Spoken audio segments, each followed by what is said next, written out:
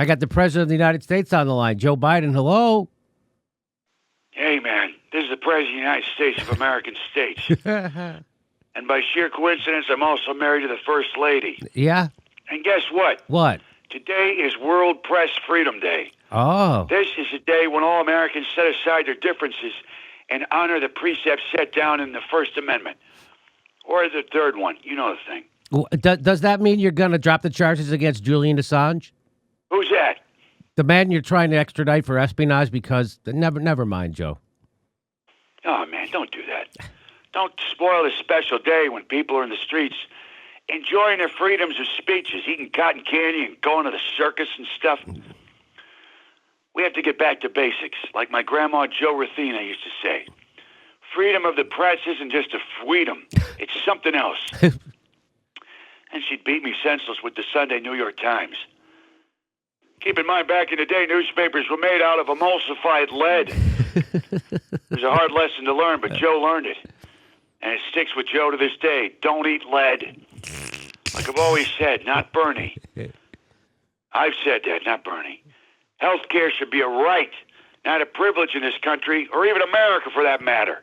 Then how come your American Families Plan doesn't extend Medicare or even mention the public option that you ran on? What do you mean by even? Here's the thing. I've never been more or less optimistic about the future of America and its colonies than I was 5 minutes ago. Let me explain. No one should have to choose between a paycheck and taking care of their COBRA payments. Understand? We have stared into an abyss of Panera Bread and plutocracy, of pandemic and pain, and other words starting with P, like we the people. What does the sentence "we the people" mean to you, Joe? It means America is ready for takeoff. Fasten your seatbelts and tighten those O-rings. We are working again, discovering again, dreaming again. Dreaming of being on stage in front of a bunch of people with your fly open. That's a bad dream. But with light and hope, we have summoned new strength, resolve, openness in government. Can you give me examples?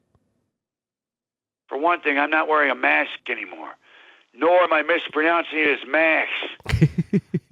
That's transparency. Because now you can really see how my mouth sometimes doesn't, you know, what my mouth is doing in my head is thinking that they don't match. Understand, idiot? Lastly, I increased the minimum wage for federal contract workers. Now they can almost buy a new hat. Yeah, I know. That's great. You increased the minimum wage for federal workers. What about the rest of the country, Joe? Fuck them. Joe, we spent over $1 trillion to kill Osama bin Laden. $1 trillion to kill Osama bin Laden. Why can't we spend that much on giving people health care? Because that money was well spent. With bin Laden dead, Americans were finally able to suffocate under a cloud of corporate repression without any worry that he was in a cave somewhere. I just think that, you and Obama could have spent our tax dollars on health care instead of killing Osama bin Laden. Americans don't want a handout. They want the kind of bold moderation we need to get our country back to the brave center.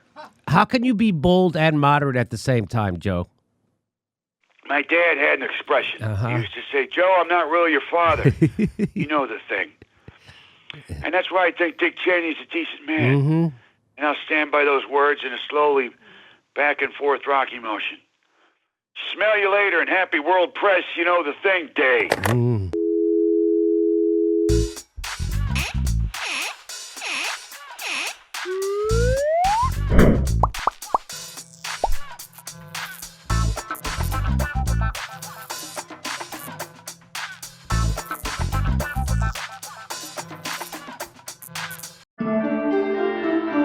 Hey, everybody, this is the part where I tell you where all our live shows are, but there aren't any. And then this is why I tell you to join our premium program and get extra content, but nobody's got a fucking job. So just enjoy the video.